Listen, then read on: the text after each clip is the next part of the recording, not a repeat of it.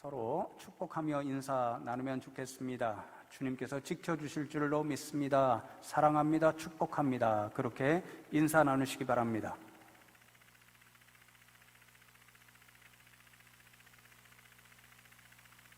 오늘은 욥의 회복이라는 제목으로 하나님의 말씀을 잠시 나누려고 하는데요. 우리가 흔히 알고 있는 욥의 회복은 물리적인 관점 혹은 물질적인 관점으로 기억하고 있는 경우가 많습니다. 그래서 우리가 욥기 말씀을 생각할 때 좋아하는 구절 하나가 아마도 42장 10절의 말씀일 것입니다. 10절 후반절을 보시면 여호와께서 욥에게 이전 모든 소유보다 갑절이나 주신지라 그렇게 말씀합니다. 하나님께서 욥이 고난을 받기 이전에 소유했던 소유물들보다 이제 욥을 회복시켜 주시면서 갑절 2배의 소유를 주셨다, 그런 말씀입니다. 이렇게 흔히 우리는 물질적인 소유에 있어서 갑절이 되고 2배가 되는 것, 이것이 하나님께서 욥에게 주신 가장 큰 회복의 은혜다, 이렇게 생각하면서 우리도 종종 이 말씀을 붙잡고 기도하게 되지요. 하나님, 욥에게 부어주신 갑절의 은혜, 갑절의 복을 우리에게도 주십시오, 이렇게 사모하며 기도하고는 합니다. 제가 늘 말씀드리지만 담임 목사로서 오늘도 헌금기도 시간에 기도하였듯이 우리 성도님들 살아가는 세상이 참 힘듭니다. 그래서 때때로 하나님, 우리 성도님들에게 이러한 물질의 복도 주시고 건강의 복도 주시고 생업의 복도 주시고 자녀의 복도 주십시오. 시험 들지 않도록 하나님께서 늘 복으로 함께해 주십시오. 그리고 너무도 힘들어하는 성도님들이 있다면 욥에게 주셨던 갑절의 은혜, 갑절의 복을 허락해 주십시오. 그렇게 기도하고는 합니다. 오늘 이 시대에 특별히 이러한 복이 우리 성도님들께 임하기를 간절히 또한 기도합니다. 그럼에도 성도 여러분, 오늘 42장 말씀을 읽어보면 하나님께서 욥에게 허락하신 그 회복의 은혜가 단순히 소유의 2배가 되는, 갑절이 되는 그런 것이 아니었음을 보게 됩니다. 그것도 하나님께서 주신 회복의 은혜이지만 42장 전체를 살펴보면 이것들보다도 어찌 보면 저는 그렇게 생각하는데요, 영적으로 욥의 삶에 있어서 하나님께서 더 귀하고 값진 그러한 것들을 회복해 주시는 것을 보게 됩니다. 특별히 오늘 말씀을 통해서 42장 7절로 9절 말씀을 집중해서 나누려고 하는데요, 2가지 놀라운 회복의 은혜가 있습니다.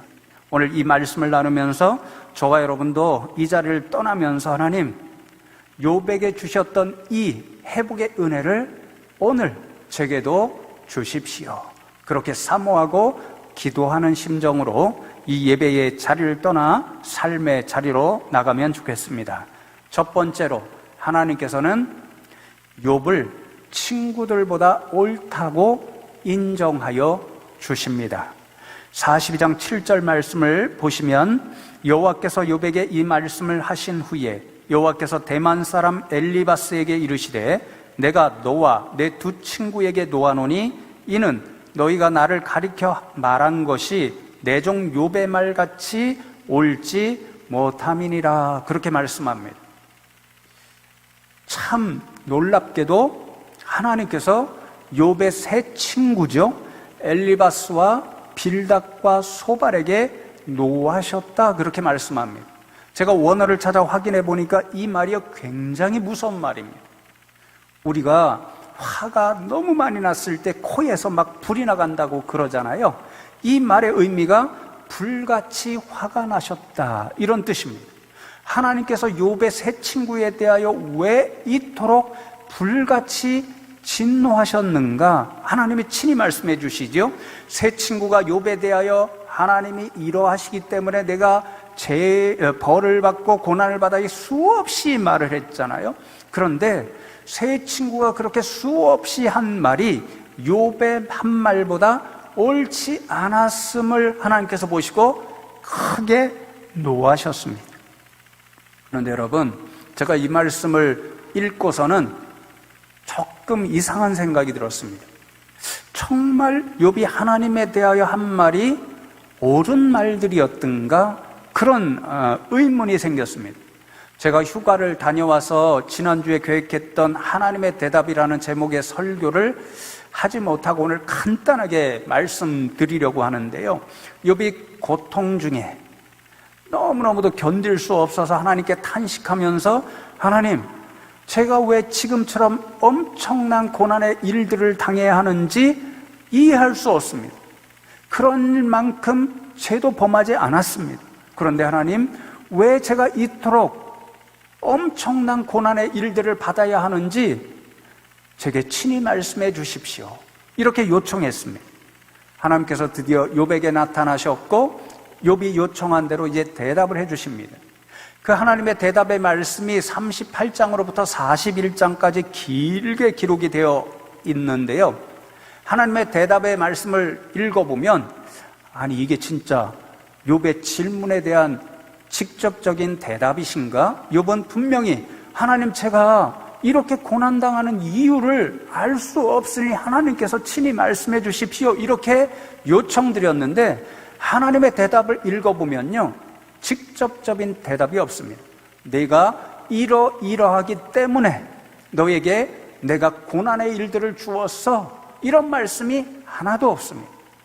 그 대신에 하나님은요, 계속해서 욥에게 무엇을 말씀하시냐면 욥이라고 하는 한 피조물, 인생과 비견되는 하나님 자신이 어떤 분이신가를 반복적으로 말씀하십니다.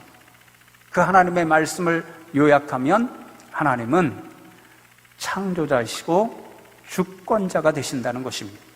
그래서 하나님께서는 그 능력으로 세상의 모든 것들을 창조하셨고 지금도 역사함으로 다스리십니다.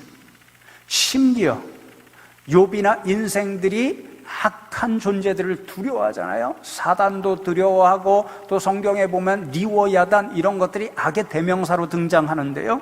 아무리 인간들을 두렵게 만들고 무섭게 만드는 그런 악한 존재들도 하나님 앞에서 꼼짝 못하도록 하나님께서 다스리고 계신다라는 것입니다.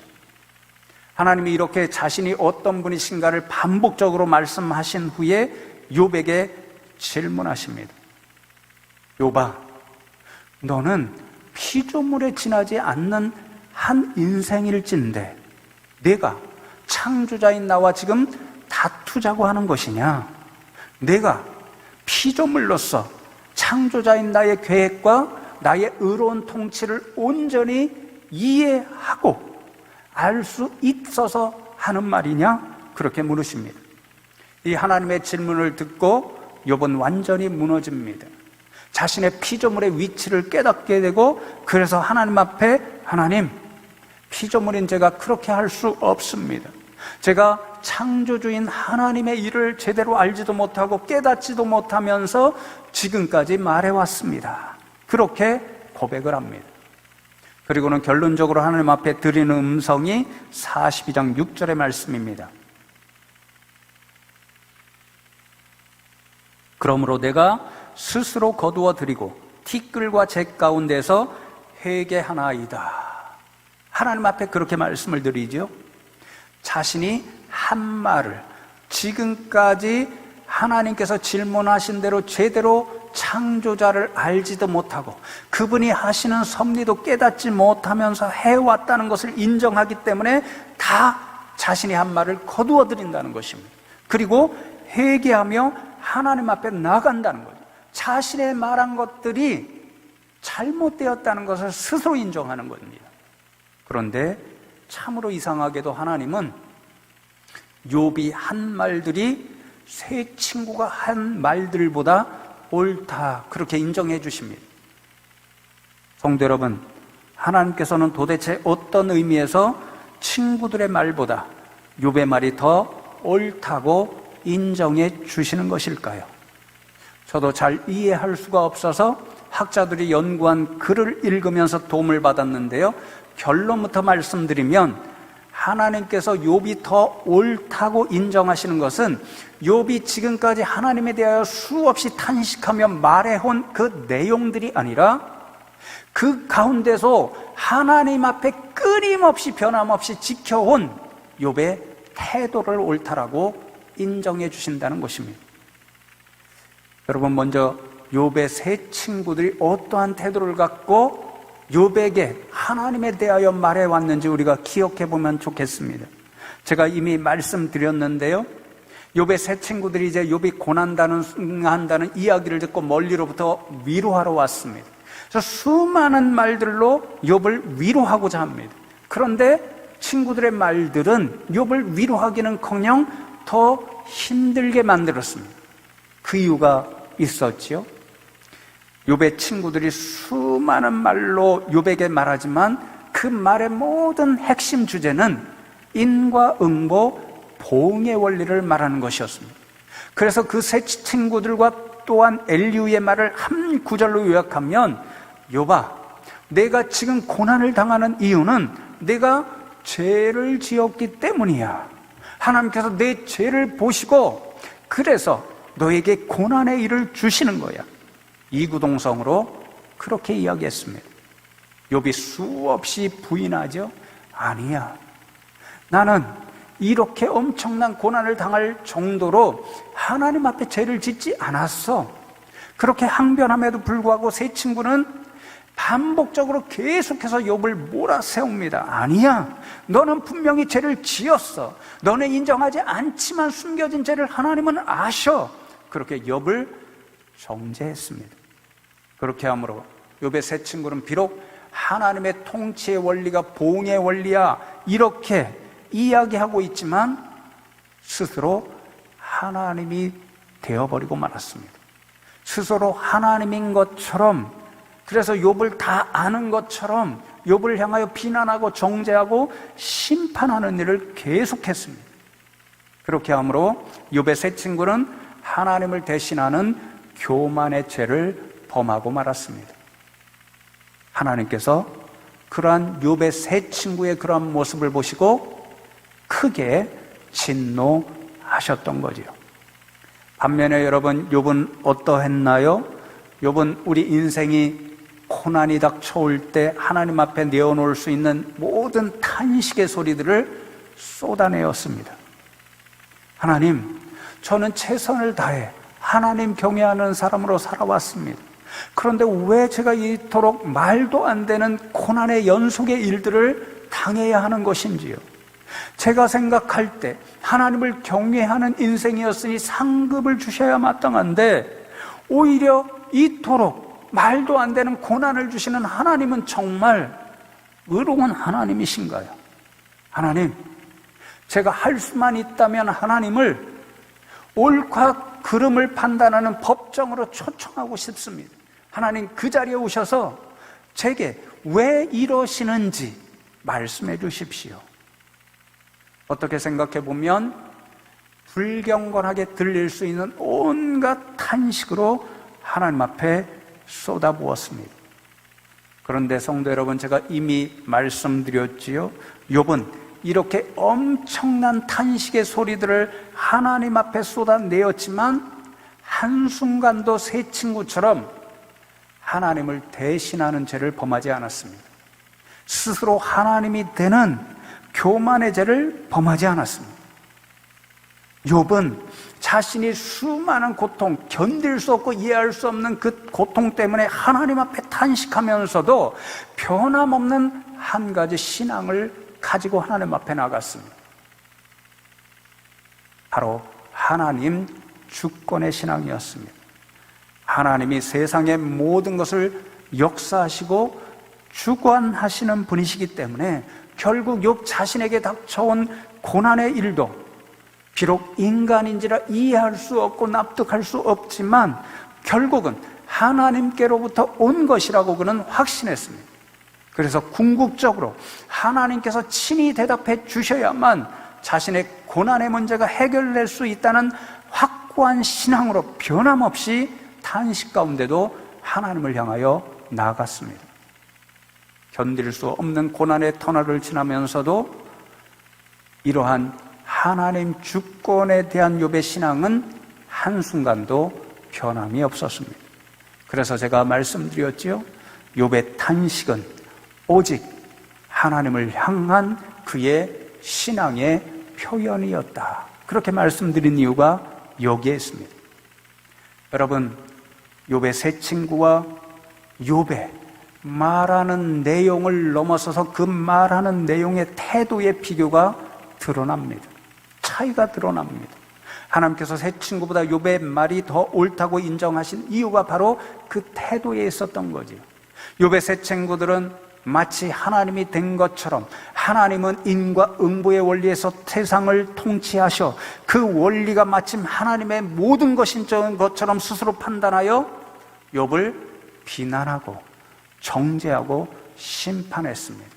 그렇게 함으로 자신도 늘도 모르는 사이에 교만의 죄를 범하였고 하나님의 진노를 사고 말았습니다. 그러나 욥은 탄식으로 부르는 짓는 가운데도 우리가 듣기에는 불경건한 음성으로 들리는 그 탄식 가운데서도 나의 모든 것은 오로지 하나님의 손에 달려 있다라고 하는 하나님의 주권 신앙에서 한순간도 벗어나지 않았습니다. 그 결과로 하나님은 세 친구들에게 너희들이 아니라 욥을 자신의 종으로 부르시면서 내 종 욥이 옳게 말하였다, 그렇게 인정해 주셨습니다. 그렇게 하심으로 하나님께서는 세 친구들로부터 끊임없이 판단을 받았죠, 정죄를 받았죠, 비난을 받았죠. 그래서 괴로워하고 있는 그 죄인의 자리에서 욥을 하나님으로부터 인정을 받는 의인의 자리로 옮겨주심으로 회복시켜 주셨습니다. 사랑하는 성도 여러분, 저와 여러분도 세상을 살다 보면 욥과 같이 이해할 수 없고 납득할 수 없는 고난을 경험할 때가 종종 있습니다. 바로 오늘 세상이 그러하지요. 코로나는 결단코 생각해 보아도 저와 여러분의 직접적인 책임이 아닙니다. 책임이 없는데도 저와 여러분이 이해할 수 없이 너무도 오랫동안 하루하루 힘든 삶을 살아갑니다. 우크라이나 전쟁도 결코 우리의 책임이 아니지요. 그런데 책임이 없는 저와 여러분이 이해할 수 없게 날마다 뉴스를 통해서 보게 되지요. 그 전쟁의 원인이 되어서 오늘도 또 생필품 값을 올린다고 합니다. 라면 값을 올린다고 합니다. 경제적인 일로 부담을 지고 힘들어하는 그러한 고난의 일들을 또 경험합니다. 때로는 정말 하나님 앞에 열심히 기도하며 밤낮으로 밤잠을 설쳐가면서 열심히 일해 가는데도 이상하게 하나님께서 생업의 복을 부어주시지 않아 너무 괴로울 때가 있습니다. 어떤 때는 예기치 않은 무서운 질병이 찾아와서 너무도 육신적으로나 심적으로 아파할 때가 있습니다. 인간관계가 무너질 때가 있죠. 믿었던 사람이 배신할 때가 있죠. 그래서 도대체 이럴 수 있나? 우울증이 찾아오고 때로는 죽고 싶은 그런 고통을 경험할 때도 있습니다. 그래서 우리도 욥처럼 하나님 앞에 탄식으로 부르짖게 되죠. 하나님, 도대체 왜 이러하시는 겁니까? 그럴 순간도 있습니다. 그러나 사랑하는 성도 여러분, 그런 일이 때때로 우리의 삶을 찾아올지라도 욥의 모습을 보십시오. 한결같이 탄식하는 가운데서도 하나님을 향한 마음, 하나님을 향한 생각은 변함이 없습니다. 우리 성도님들도 그런 분들 되면 좋겠습니다. 욥은 또한 고난과 탄식 중에도 비록 불경건한 음성처럼 들리는 그런 말들을 쏟아낼지라도 한순간도 그가 믿는 하나님, 절대 주권의 역사를 행하시는 그 하나님을 믿는 믿음의 길에서는 조금도 벗어나지를 않았습니다. 성도 여러분도 그런 믿음의 사람들 되면 좋겠습니다. 그렇게 욥처럼 탄식하면서도 믿음으로 끝까지 견디고 견디다 보면 마침내 하나님께서 욥에게 나타나셔서 그렇게 해주셨던 것처럼 우리 성도님들에게도 오셔서 그래, 그 힘든 고난의 일들 중에서도 내가 옳은 길에서 조금도 벗어나지 않았구나, 탄식하는 중에서도 나를 향한 믿음의 길에서는 조금도 벗어나지 않았구나, 그렇게 인정해 주실 줄로 믿습니다. 하나님으로부터 그런 회복의 은혜와 칭찬을 들을 수 있는 우리 성도님들 되면 좋겠습니다. 여러분, 두 번째로 하나님께서는 욥을 친구들을 위한 중보자로 세워주십니다.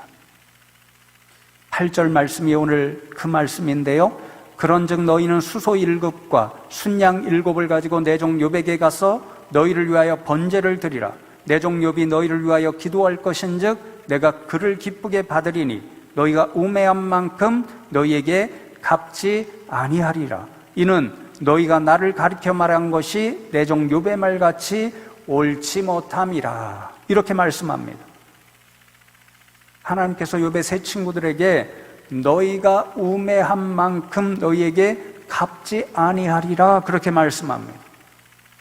하나님이 보시니까 욥의 세 친구가 하나님에 대하여 우매한 일을 행하였기 때문에 그 모습만 보면 하나님으로부터 징계를 받아야 하지만 욥이 기도하면 그 기도를 받으시고 벌을 내리시지 않겠다는 말씀입니다.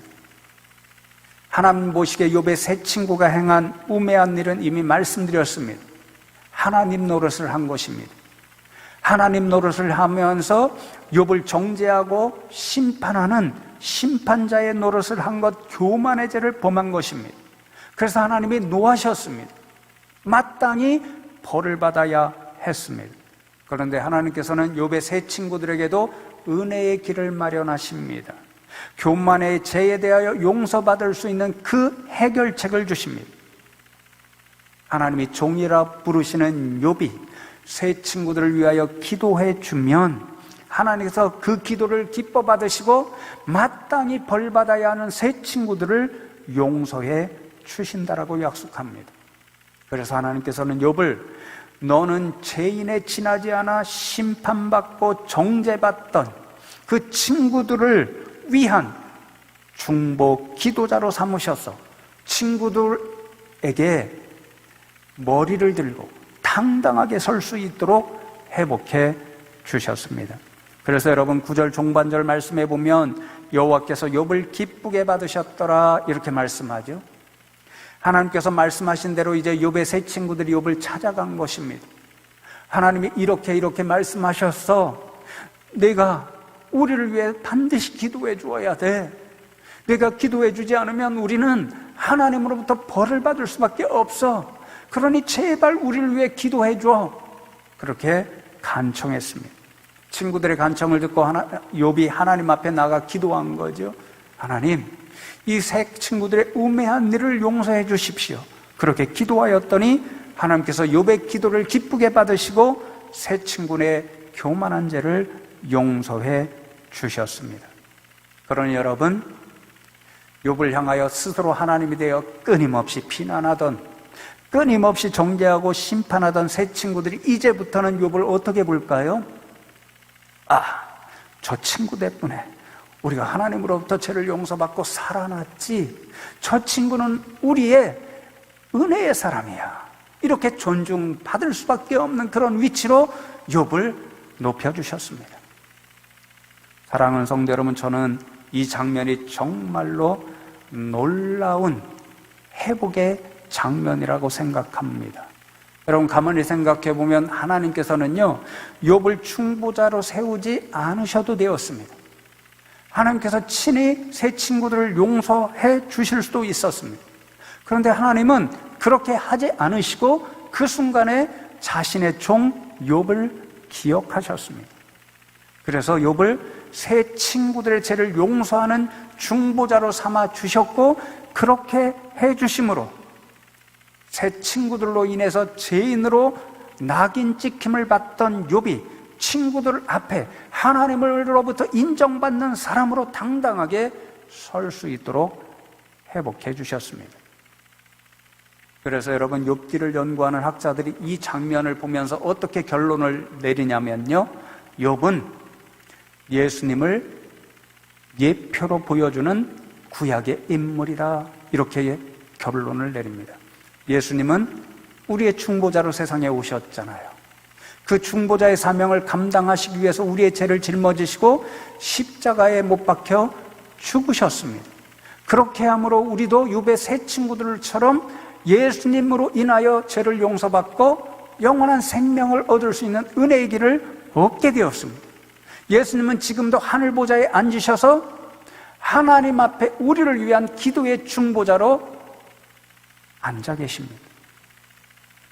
그러니 사랑하는 성도 여러분, 하나님께서 욥에게 주신 저는 가장 놀라운 영적인 회복의 은혜가 무엇이라고 생각하게 되었냐면요, 친구들로부터 다 죄인의 자리에 안침을 받는 그런 낙인 찍힌, 너는 죄인이야, 너는 죄인이야, 너는 죄인이야, 그렇게 심판받고 정죄받던 그 욥을 들어서 그들을 위한 중보자의 역할을 하는, 마치 예수님과 같은 역할을 하는 사람으로 세워주신 것, 그것이 가장 놀라운 회복의 역사라고 저는 생각합니다. 사랑하는 성도 여러분, 성도 여러분에게도 이러한 영적인 회복과 축복의 은혜가 있기를 간절히 기도합니다.